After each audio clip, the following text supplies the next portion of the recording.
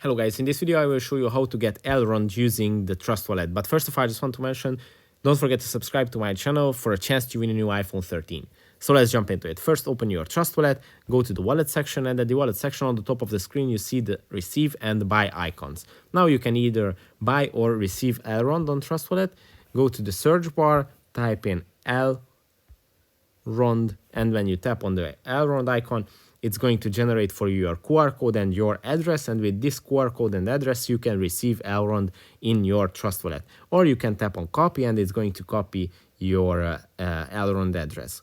The second feature is the set amount feature, which is a very nice feature. You can type in a set amount of Elrond coin and it's going to generate for you a new QR code and a new address, and with this new QR code you can receive just this specific amount of Elrond, which is a very good way for payments or transactions.